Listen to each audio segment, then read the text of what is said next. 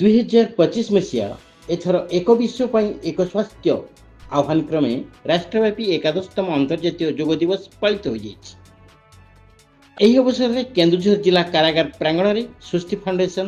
Art of Living, Keonjhar Development Trust ଏବଂ ଜିଲ୍ଲା କାରାଗାର ମିଳିତ ସହଯୋଗରେ ଅନ୍ତର୍ଜାତୀୟ ଯୋଗ ଦିବସ ପାଳିତ ହୋଇଛି। ପ୍ରାୟତଃ 500 ଅନ୍ତେବାସୀଙ୍କ ଗହଣରେ 208 ଜଣ ଅନ୍ତେବାସୀ ପ୍ରତ୍ୟକ୍ଷ ଯୋଗାଭ୍ୟାସ ପ୍ରଦର୍ଶନ କରିଥିଲେ। କେନ୍ଦୁଝର ଜିଲ୍ଲା କାରାଗାର କାରାପାଳ ମନସୀ ନାୟକଙ୍କ ଅଧ୍ୟକ୍ଷତାରେ ସରକାରଙ୍କ ମାର୍ଗଦର୍ଶନ କ୍ରମେ ଅନୁଷ୍ଠିତ ଯୋଗାଭ୍ୟାସ କାର୍ଯ୍ୟକ୍ରମରେ ମୁଖ୍ୟ ଅତିଥି ଭାବେ ଓଡ଼ିଶା ଗାନ୍ଧୀ ବିଚାର ପରିଷଦ ଅଧ୍ୟକ୍ଷ ଭକ୍ତବତ୍ସଳ ମହାନ୍ତି, ମୁଖ୍ୟ ବକ୍ତା ଡାକ୍ତର ବିମ୍ବାଧର ବେହେରା, ସମ୍ମାନିତ ଅତିଥି ସୃଷ୍ଟି ଫାଉଣ୍ଡେସନ ସମ୍ପାଦକ ମାନସ ରଞ୍ଜନ ପଣ୍ଡା, ସହକାରୀ କାରାପାଳ ସୁରେନ୍ଦ୍ରନାଥ ପାତ୍ର, କାରାମଙ୍ଗଳ ଅଧିକାରୀ ସୀମା ନାୟକ ପ୍ରମୁଖ ଯୋଗ ଦେଇ ଅନ୍ତର୍ଜାତୀୟ ଯୋଗ ଦିବସ ପାଳନର ଲକ୍ଷ୍ୟ ଉଦ୍ଦେଶ୍ୟ ସମ୍ପର୍କରେ ଅଭିଭାଷଣ ରଖିବା ସହିତ ଯୋଗାଭ୍ୟାସର ଉପାଦେୟତା ଉପରେ ଅନ୍ତେବାସୀଙ୍କୁ ଅବଗତ କରିଥିଲେ। Art of living योगाचार्य Prabhat Ranjan भूया अंतेवासी को योगाभ्यास प्रशिक्षण प्रदान पूर्वक सुस्थ निरामय जीवन धारण पर योगाभ्यास जारी रखा परामर्श देते। कौन जोग दरकार किंतु तुम जो जेल में अच्छ सबुदिन रही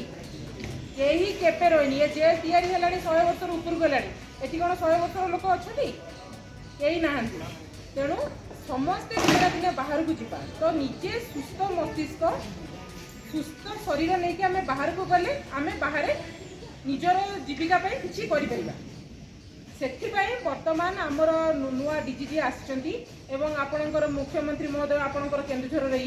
सी गोटे जिनस को बेसी दीटा जिनस को दौरान प्रथम योगा जो थी कि तुम मानसिक और शारीरिक रूप से सुस्थ द्वितीय हूँ स्किल डेवलपमेंट प्रोग्राम माने तुम किसी कार्य कर शिखिले बाहर को गले तुम से कार्य कर निज पेट पोष कर आउ ये जो माने ये दुनिया को क्राइम दुनिया को अंधार दुनिया को आसिक आउ जेल खाना जमी न रुह यहीटा हूँ सरकार इच्छा आउ उद्देश्य। योगाभ्यास माध्यम केवल सत्य शांति अपरिग्रह ब्रह्मचर्य सामाजिक न्याय नैतिकता एवं व्यक्तिगत श्रृंखला प्रतिष्ठा संभव बोली अतिथिवृंद दृढ़ मत व्यक्त करते। पारालीगल वॉलंटियर किशोर चंद्र दास के समेत कारागार कर्मचारी वृंद कार्यक्रम सुपरिचालन करते। Like, comment and subscribe.